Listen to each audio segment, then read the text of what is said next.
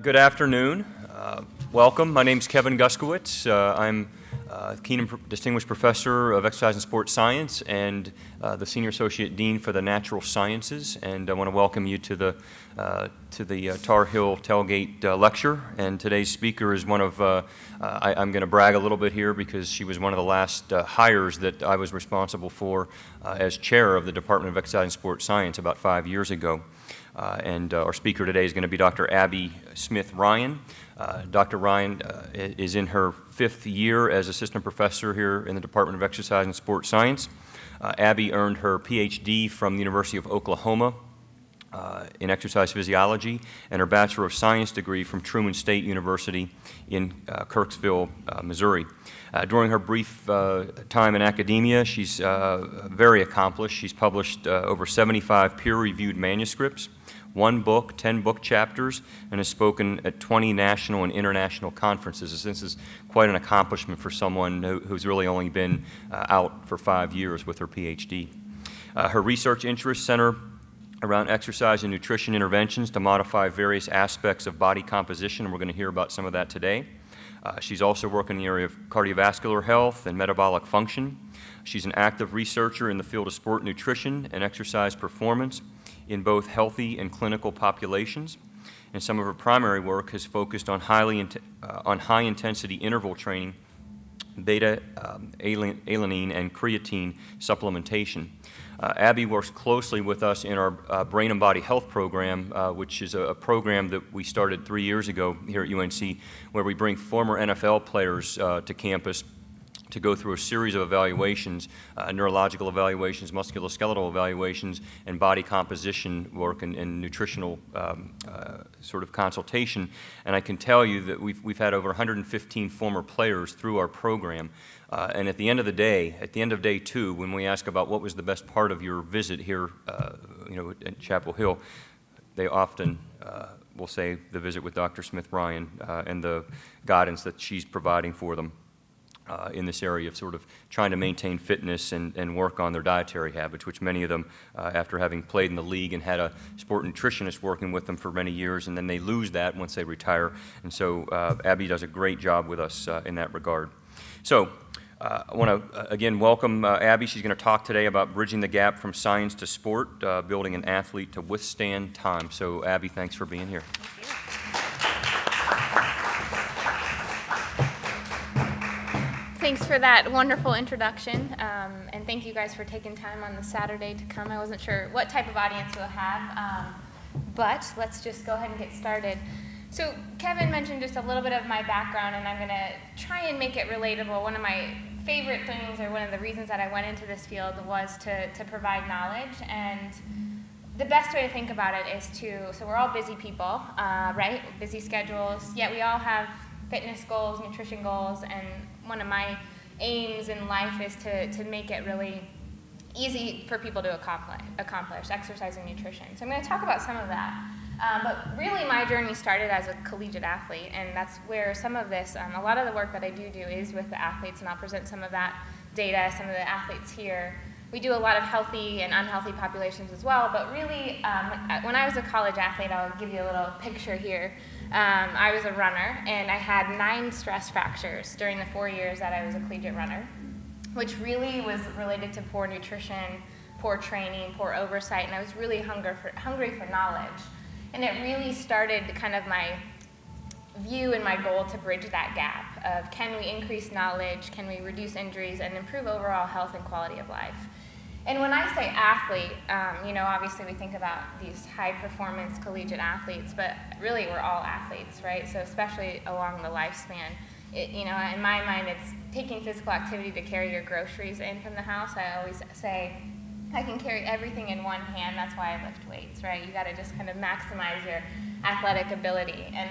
And so I'm going to tell you some about how that bridging the gap, what we're doing. I'll give you some information about some of the data that we've collected on the athletes here at UNC, and then some of the other things that we're doing in other populations to really kind of build a healthier life beyond being an athlete. And so I don't know if you guys are aware of the program that Exercise and Sport Science has put together with some of the athletics, and I just laid it out here. There's all sorts of things, really taking a multidisciplinary approach to building a better athlete. And when I got here, I guess this is the start of my 5th year, I was able to kind of connect with some of the staff at athletics and some of my colleagues in exercise and sports science and build in, whoops, I don't know how to go back. Oh, there we go. So build in on the multidisciplinary approach and add body composition, metabolic or metabolism, the component is really important.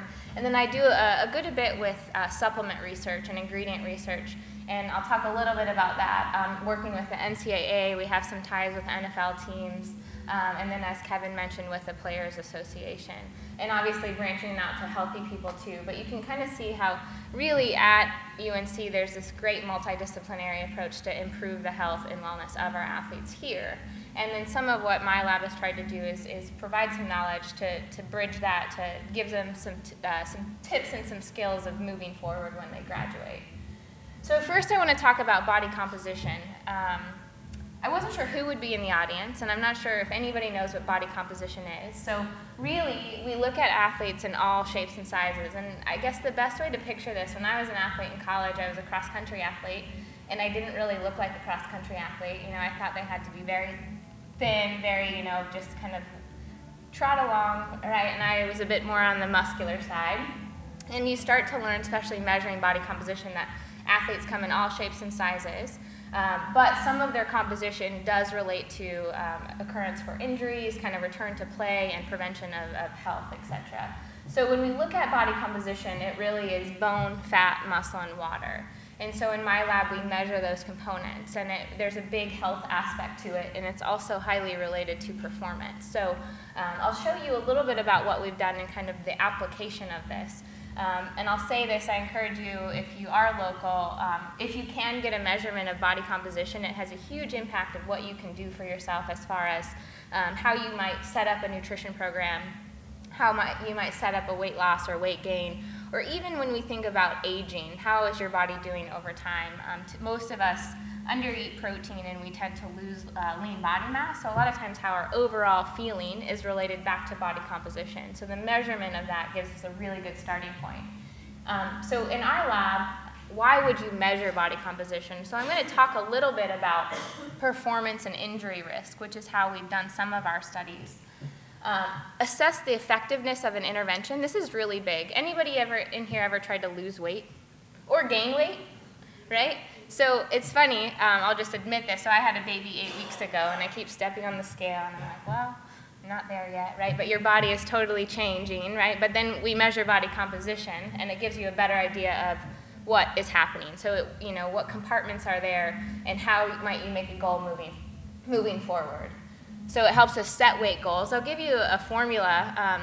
The best way to example of this, I'll get people that come to me, especially the retired NFL athletes, and they're maybe 350 pounds, and they say, I want to be 280, right? When I was playing, it was 280, or they give me a weight that they were lighter than when they were playing. And if you look at their measurements, there's no way that they'll ever be 280 pounds. Their density of their bones and the amount of muscle they have is just too much. So we can really evaluate what is a good goal, either weight loss, or we work with a lot of players that want to gain weight. Functionality, so I don't know if you guys know this, but lean body mass in your lower body is directly linked to quality of life and functionality. So if we can maintain that over time, it has a huge impact on our ability to maintain daily activities and our tasks. So we can measure some of those. And then this is where we spend a lot of our time in my lab, is really to assess overall health risk. So overweight risk, we know that body composition, not just fat mass, but also lean mass or muscle mass, directly linked to our risk for cardiovascular disease, metabolic syndrome, diabetes, and some types of cancer. So what we're doing a lot of times now is measuring those things in a group of individuals before they get those diseases and try and prevent it using some of those numbers. And then we also see underweight risk, and I'll show you some of the data here. A good example is our cross-country team. has lots of injuries, lots of stress fractures, and you know, we got together with the nutritionists and the athletic trainers, and they really thought it was an issue of bone density, which it may be, right? But really what we're seeing is it's not. It's more of a function of low lean body mass and the quality of the muscle, which I'll talk about here. So it really, a simple measurement can give us a huge insight into the overall health risk. So how we measure, I'm just going to show a couple pictures. So in our lab, we use all of these measures in really a multi-compartment model. But we have a bod pod. I don't know if you guys have ever seen that. It's an egg shape. Really looks like you are from going, you know, Mars. I forget that old TV show, way past my time, but they looks like a little egg. A DEXA machine was designed to do bone mineral density. Older women will get this as prescribed to them. We actually use it for body composition. It will give us bone mineral density. A new device we have will actually give us visceral fat, so how much fat we store in our organs, which increases our health risk. And both of these take about 10 minutes, so very quick, very informative. We also use a variety of other measures. I wanted to put this bottom one up here, handheld. A lot of people have those at home or scales that they step on. That measures total body water. And lastly, my lab is validating 2 different ultrasound measures that are portable. So an ultrasound that you might get at an OBG or an orthopedic to measure body composition to try and improve the measurement in a clinical setting. So another aspect of body composition that we're doing in our lab is muscle size and quality. And I wanted to put this up here because a lot of the papers that we've recently published on our athletes, we've done this measure. And it's basically using ultrasound. And it estimates the size of the muscle, so the cross-sectional area. And then it also gives us an estimate of connective tissue and fat infiltration of the muscle. So you probably won't ever look at a steak again, but I thought that was the best picture. It really is, that's how our muscle looks, right? And so what we know, or this measure of muscle quality, the more white flecks inside the muscle, the more fat connective tissue, basically the lower the muscle quality, or the worse the quality of the muscle. So as we age, that happens. But for example, with some of our sports, we have a paper in press on the swimmers. So swimmers should be more buoyant and should have a little bit more fat within the muscle. But a lot of times it's linked more to health risk. So a simple scan of the thigh, we're trying to link it to things like metabolic syndrome, cardiovascular disease risk, basically showing that quality of the muscle, even if you have the size, the quality may not be sufficient. So it's not high quality. And I'll show you some of the studies that we've done with that. And that's using a simple ultrasound measure, just a thigh scan.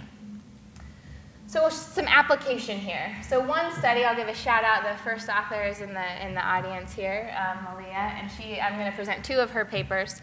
We I think this was 2012, we were able to get about 70 of the football players, and we did all DEXA scans, and we did the muscle cross-sectional area scans.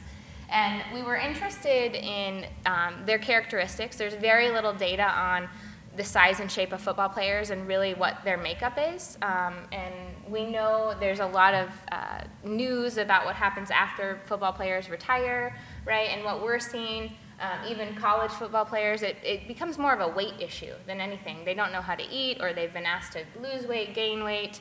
So we wanted to kind of characterize them.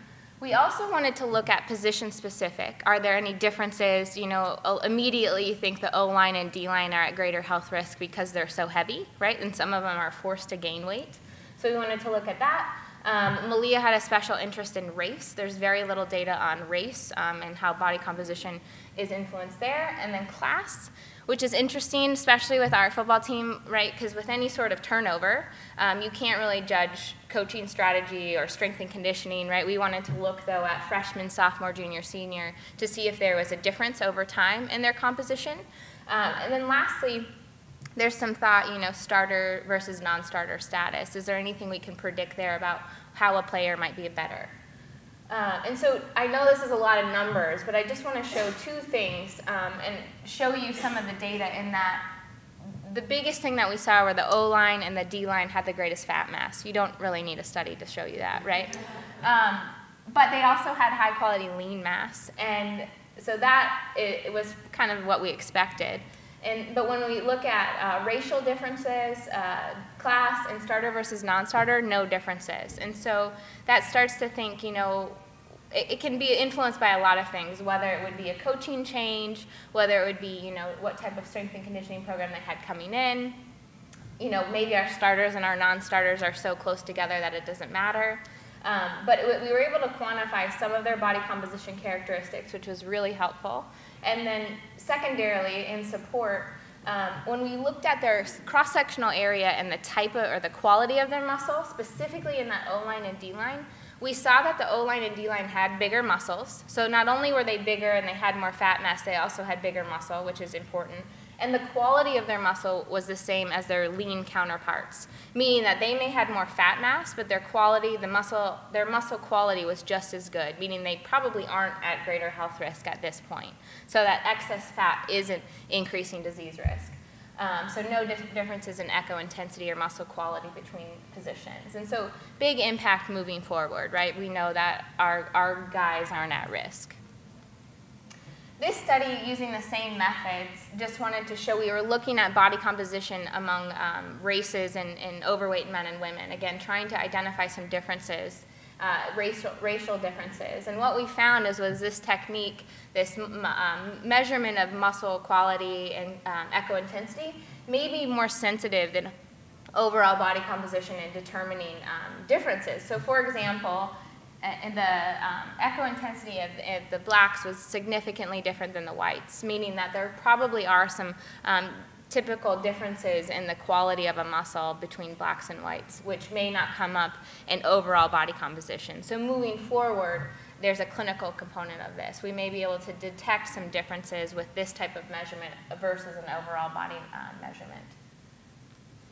Okay, and so I wanted to give some specific examples. So here's a freshman O-lineman of how we might use this data. He was injured when we measured him. You can't really see the resolution very well, and I don't think I have a laser.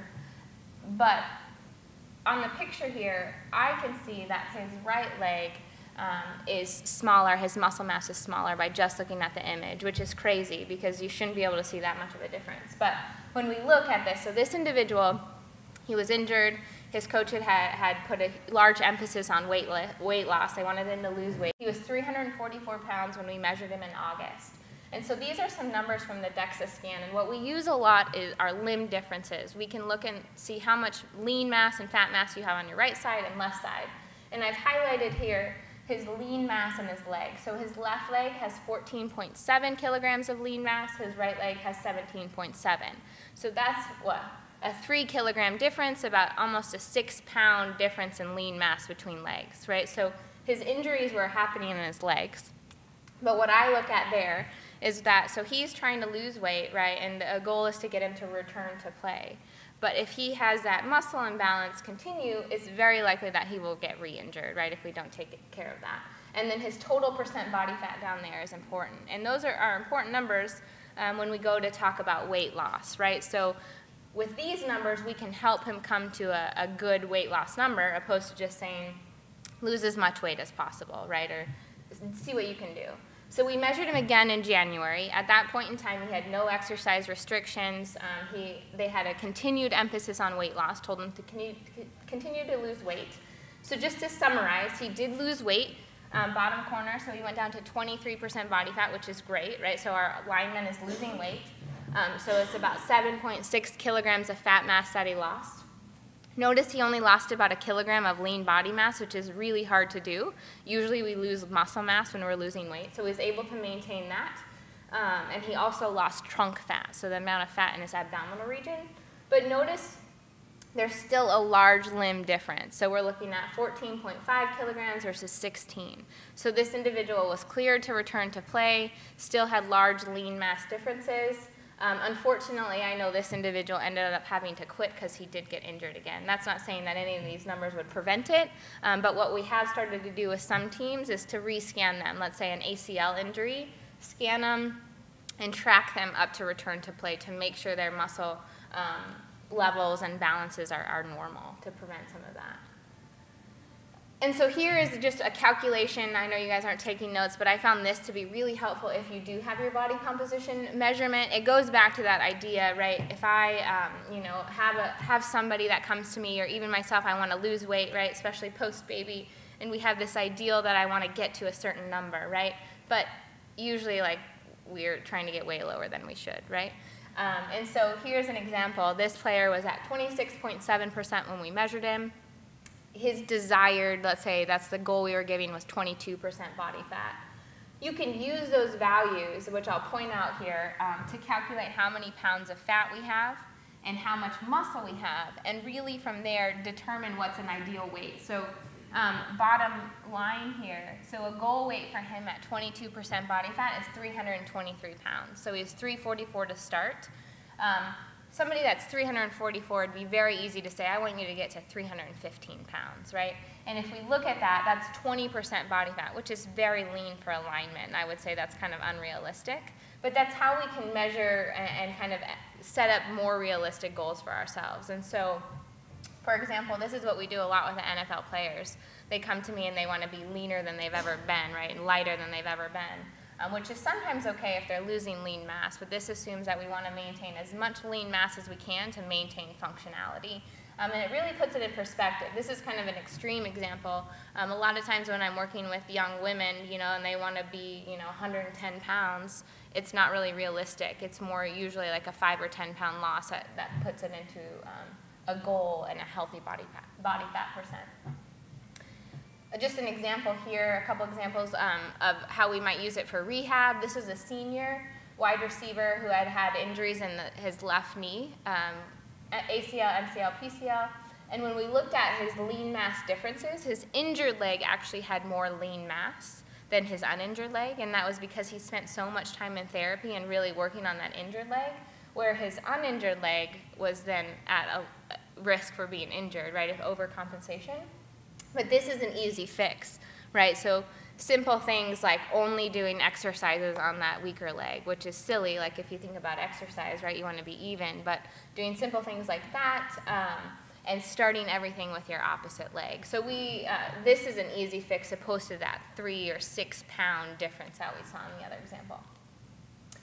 So this study, looking at what we wanted to do is look at some application of our cross-country team. I mentioned this. We have a lot of stress fractures in our cross-country team, and this really hit home for me.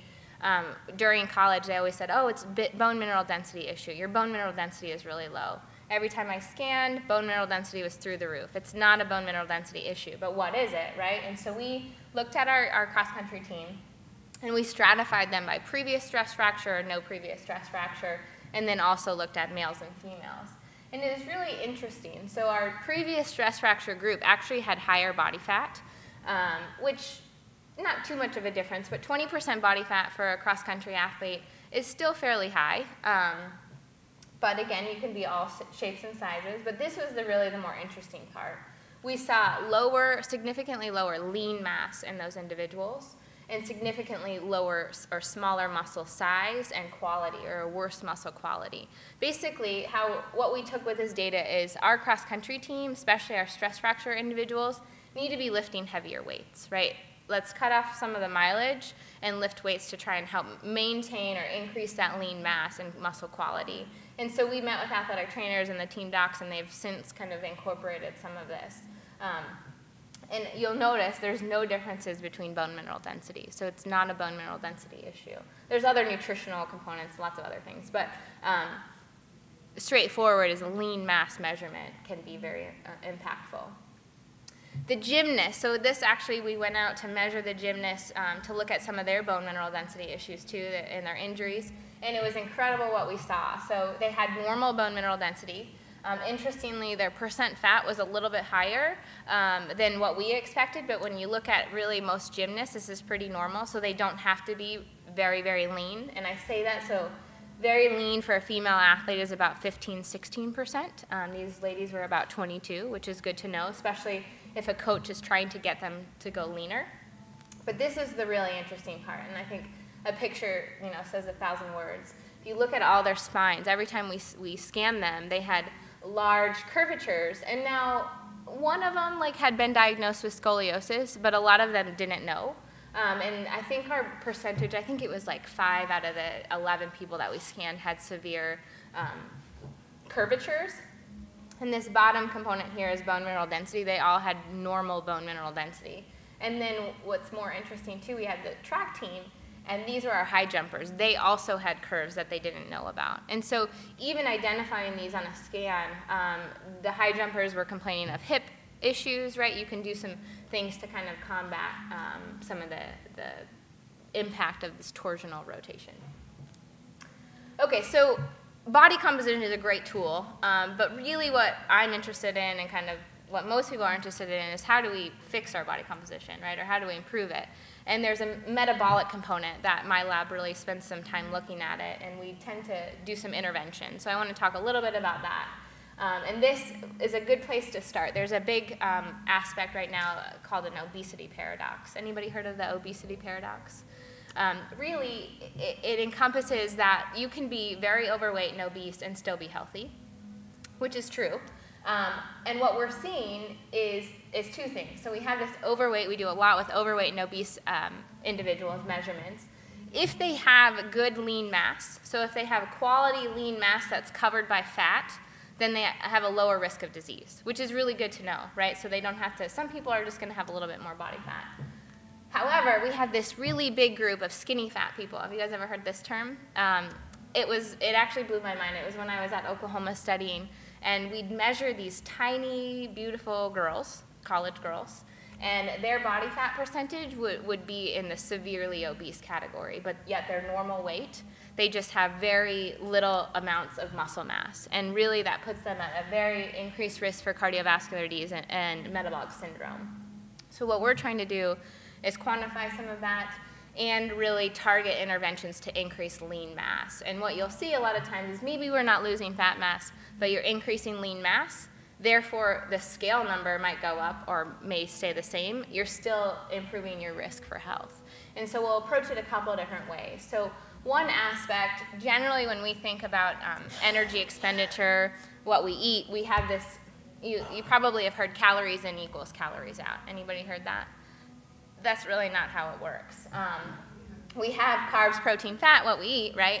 But then we have this out category. So we have resting metabolic rate, which is if you can change resting metabolic rate, it covers about 80% of your energy expenditure. So if we can tweak that, you can have a huge impact on your weight loss and weight gain goals. So I'll talk about that in a second. And then we have this component of thermic effect of food. And really what that means is that when we eat food, it requires energy. And what we know is that protein requires the most energy. So what we've done in other labs around the country is if you can modify your carb to protein ratio, that doesn't mean don't eat carbs and only eat protein, but basically reduce the carb and increase the protein to a 2-to-1 ratio. For example, if you're having 200 grams of carbs in a day, you want to try and get 100 grams of protein. We know that will burn more calories than if you're eating the same calories but different types. So protein and carbs are the same equivalent calorie component, but they require more calories to break down. So if we can take advantage of both of those, you can have a big impact. Notice I didn't highlight physical activity. I do a lot of exercise interventions, and it's really important, and I'll talk about one, but physical activity plays a very small part in our energy expenditure. So resting metabolic rate and thermic effect of food, those are little things that can have a big impact. What I want to talk about. So weight loss, right? Lots of people try and lose weight unsuccessfully, or they lose it and then they gain it back. Athletes do the same thing. And I want to give you an example. We call it the thrifty gene hypothesis. Usually we see it in some other areas, but in this case I want to talk about in a hypocaloric state, or if I underconsume calories, we have adaptations to our metabolism that occur. And to be honest, probably everyone in this room underconsumes calories. We are in a busy society and we tend to undereat, even if you think you eat too much. It goes back to that weight loss. Oh, I shouldn't eat that, I want to be a little thinner. What happens is your metabolism basically levels off or adapts. Here's a perfect picture, right? So I want to lose weight, I lose some weight, and then I gain twice as much back when I go back to eating normal things, right? And it's because we have this adaptation that occurs, and I want to this happens in everyday people. But when think about, I walked by our wrestlers signing autographs outside, that's like a perfect example of how this happens, right? If you've ever seen them yo-yo, any yo-yo dieting can influence this, and any athlete after the fact. So I'll say a lot of times we see this with athletes unintentionally. They are expending so many calories throughout the day, they're not consuming enough, and their metabolism basically becomes very efficient. So we created this theoretical model that really looks at what happens. So initially, we have a reduction in energy intake, or we eat less and we lose some weight, which is what some people's goals are, right? But then what happens is we become very efficient. Our metabolism slows down, our mitochondria become very efficient, our hormones change, and then what we start to see is our lean body mass is not increasing and our fat mass is increasing. And then we have what we call adipose hyperplasia, or adipocyte hyperplasia. Basically, we'll continue to gain weight until our lean body mass is restored, or our lean body mass is the biggest component that we need to look at. But when we go into that under-consuming calories, the first thing you lose is lean body mass if you don't have the appropriate exercise intervention. And so this big picture is really what I mentioned, is that we try and lose weight, our metabolism adapts, and we end up kind of worse off than where we began. And so we want to address some of these things. And here's just an example. Picture it as an athlete, and I think this is a really good example of concrete. We have somebody that starts a diet at 145 pounds. You can see 35 pounds of fat mass, 145 pounds of lean mass, 35 pounds of fat mass, 180 pounds. They lose weight, they're down to 155 pounds. You can see they lost about 10 pounds of lean mass. When they start to regain, what we see is the regain stops once they've regained all their lean mass. So if you think about any time we're approaching a weight loss or weight regain, the goal is really to focus on lean mass, when most people aren't doing that. They're really just looking at a scale and a number, right? So it's kind of readdressing some things. This component is a good example. So Kevin mentioned the Brain, Body, and Health program, and I do the body comp and nutrition. But that group of individuals is the most metabolically adapted group I've ever seen, and I wanted to give you an example. So here, and this is, I see it every week. So a 29-year-old retired in 2012 as a linebacker. He's 291 pounds, 24% body fat, which is normal for somebody that's retired. You can see he has a ton of lean mass, lots of lean mass. His basal metabolic rate, or resting metabolic rate, if I were to tell him to lay in bed all day, 2,400 calories. This poor man was consuming 900 calories per day. And even if you think some people underestimate, that is still very, very low. And so if you do that consistently, what happens is you can consume 900 calories a day and you will never lose weight. Your body basically kind of shuts down and maintains. It's a thrifty gene hypothesis that wants to maintain. And most of us, to be honest, are in this state. We underconsume calories because we're too busy to eat. And then we maintain. And so the goal is to kind of increase metabolism through various ways. And then lastly, I wanted to just briefly talk about a couple of the things that we do with supplement-wise. I want to show two projects.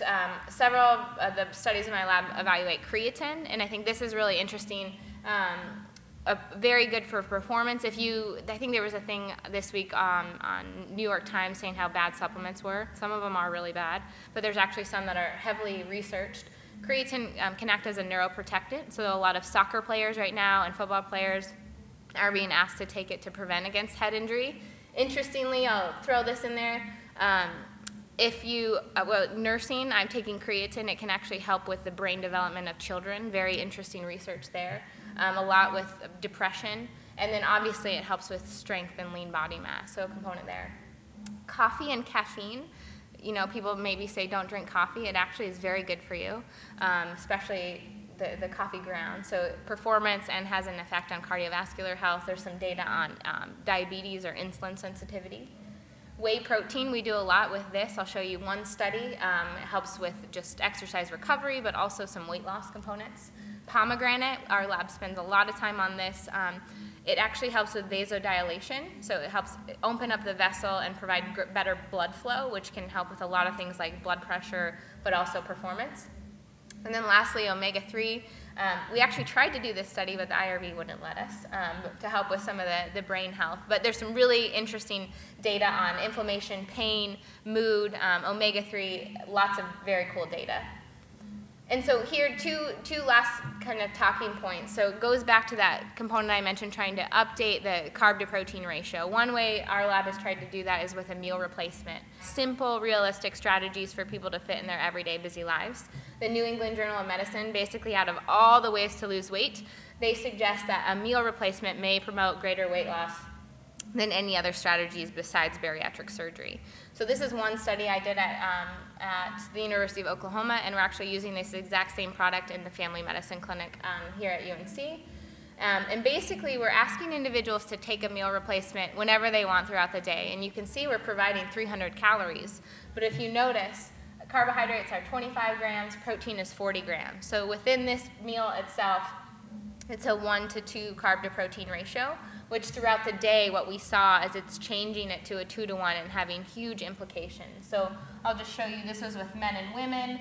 Again, just ask them to take it at any time of the day. One group did have exercise in this study, and we looked at a variety of things related to cardiovascular health, body composition, strength. And so I want to show you this next slide here. So the first question we asked ourselves, well, they probably just ate less, right? They felt more full. There was actually no difference in calories with that group, but what we did see was that really that carb to protein ratio was changing. So same amount of calories, just switching the type. So huge losses in fat mass, increases in fat-free mass, and actually improvements in lipid content. So I didn't point that out, but this had high-quality fiber.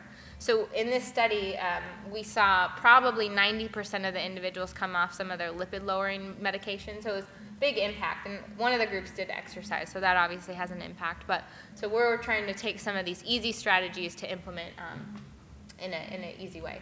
And then this study, last component I'll show you, I have a big interest in women's health. Women respond differently to exercise. A lot of my work involves this high-intensity interval training. So we wanted to compare an aerobic bout versus a high-intensity bout versus a high-intensity resistance training bout, just on calories and what should we eat before. So we took a group of carbohydrate or protein. And the best way to think about this, if I asked you, what do you eat before you exercise? Someone will say, no, nothing, I don't eat anything. Or I have a banana, right, or pretzels. Usually women and men tend to choose carbohydrate. So we wanted to look at the impact on caloric expenditure and the type of food we eat, or the fuel we use. We see that interval training burns the most calories during and after. I could talk all day about interval training, so I'll spare you. But basically, we know that about 10 minutes of high-intensity work is better than if you were to run, for an hour. And so that goes back into being busy, right? If you have 20 minutes, you can have a big impact. And then the second slide here is showing, so believe it or not, the protein group, which was just 25 grams of protein versus 25 grams of carbohydrate, basically burned more calories. So by eating more, it burned more calories. And what we see, it switched the type of fuel we use. So basically, these women were able to burn more fat more efficiently. So that could potentially lead to weight loss. So by eating something, specifically protein, it can actually help you burn calories and burn fat. Who would have thought, right? So it's just convincing individuals to do that. So in summary, measurement of body composition gives us key insights into current and future health status of athletes. May help with injury prevention, and we're starting to incorporate that. And it provides essential information about nutritional needs, which we didn't talk about, but that information can help set up a nutrition program for that individual. Metabolic measurements are very important for measurement of resting metabolic rate and setting up weight loss, weight gain. And then supplements with scientific support can have a huge impact, not just overall performance, but kind of health quality of life. Thanks to my lab team, I have a couple of members here. We have a very small but mighty group that spends long hours in the lab, and I'm happy to take any questions.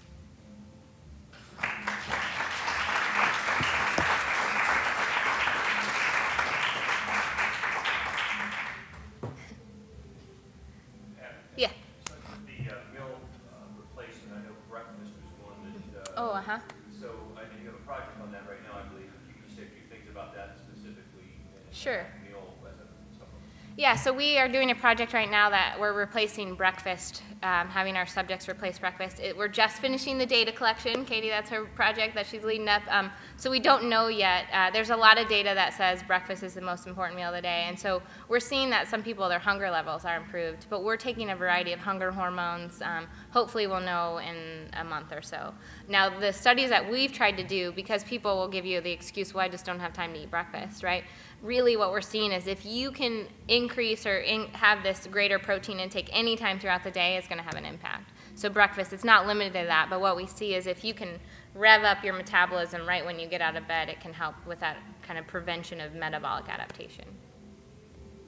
Yeah. This is so wonderful, I just have to say. Thank you. Everybody here must have heard this talk. Fantastic. You know, so students that are here, not necessarily athletes, you're working with the ones that really are becoming more aware of what they eat and what they do. But think about our students, a lot of them spend a lot of time, they're exhausted, they're feeling stressed. Are there things, simple ways that we can even change the way we present the food in the eating, in the cafeterias that could actually stimulate their, sort of their weight loss, but healthier living and maybe even better energy? Yeah, I mean, I teach a sport nutrition class, but it's very much kind of overall, let's improve our health and quality of life. And it really comes down to knowledge, right? So it's how do we pair our foods. Most college students, most of us eat carbohydrates all day long. Carbohydrates make your blood spike, and then we're really tired, we're fatigued. You pair that with lack of sleep. I'll pick on Katie, she's a good example. She came as a master's student, and she was eating like 30 grams of protein a day, something like that. We sat down, she was very tired. We sat down with her, looked at her diet. I don't know what we bumped her up to, like 100, 110.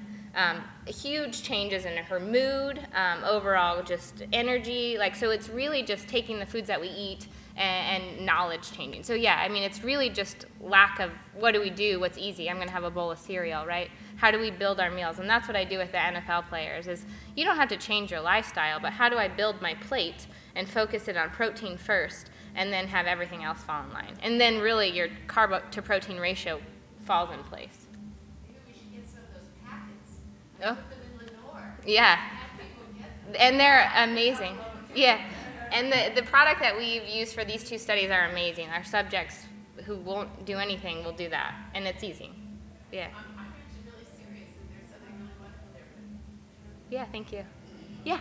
I've got two questions. Okay. First is eggs. They've been in vogue, out of vogue, now they're back in vogue. Yes. You can speak to that. And a breakfast of protein and fat, would that be good? Yeah. My doctor says when you eat fat, it'll satisfy your hunger craving. I mean, Both fat and protein will do that. So eggs are one of the best sources of protein that you can consume all throughout the day. It won't increase your cholesterol. Now, I would say if you came to me and you do have cardiovascular disease, I wouldn't tell you to eat 5 eggs a day like I do. But a few eggs a day is great. And that has your protein and your fat. And eggs are the slowest releasing protein, essentially. So if you have them for breakfast, you're not going to want a donut by 10 a.m. So eggs are great. And now when you talk about protein and fat at breakfast, you bet. Protein and fat at any time of day. You know, you guys remember probably when we went through that low-fat phase. That was the worst thing that could have ever happened. Because basically when you take out fat, you add sugar. And then you want more carbohydrates. So fats, people shouldn't shy away from fats or proteins. And really that's how you should build your meals. Yeah, every meal, right? So most Americans don't have any protein at breakfast. They have a little bit at lunch and then they eat it at night. If you can even that out, it kind of makes everything better. You guys done any studies on the gut flora? We haven't. Yeah, we haven't, but there's some groups in the nutrition department that are, and that's hugely interesting. Everything down, we've talked about doing some work with a probiotic. So obviously, I'm a big believer that food should come first, but let's be honest, people eat whatever they want and then want a pill, right? But a probiotic is something that it may change the gut flora in a simple way, and it's something that there's really no harm to it, right? And so, yeah, the flora is really interesting. I'm not an expert on that, but yeah, I think that's where we're seeing a lot of things go to, especially in the weight loss and obesity category. People are thinking that it's a makeup of your flora, but I believe that you can do some things to change that. Related to that. Second question is diet drinks. Like diet sodas? Everybody has a... Yeah, everybody has a different opinion. The data that was said that artificial sweeteners are bad happened in mice, and it was at super physiological doses. So if you're having like a Splenda in your coffee, personally, I think that's better than 4 teaspoons of sugar. It's a little bit sweeter to the palate, and it's lower in calories. Now, if you were telling me I was having a gallon of soda a day, I'd say probably back off. But yeah, I mean, I think it depends on what your goals are. Mm-hmm. Mm-hmm. And I just will name 2 products, Ensure and Booster, quick. Is that a quality drink for a meal for breakfast? No. Well, so here's the problem with Ensure and Boost. It's high in sugar.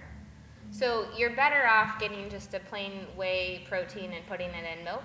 There are other products on the market that are a little bit lower in sugar. So you really just want to look at the carb to protein ratio. So most of those, and it's funny, you know, they're marketing it more to elderly people a lot of times, which elderly need more protein than all of us. So I think usually like I call it the meathead products. Like I think Ensure has one now that's like this muscle builder, which is marketed to you and I, really is what the elderly should be taking. So it's really just looking at the label, but again, where would we know that, right? So it's looking back to see, can we get something very low in carbohydrate, higher in protein, because we're going to get our carbs from every other source that we eat. Yeah.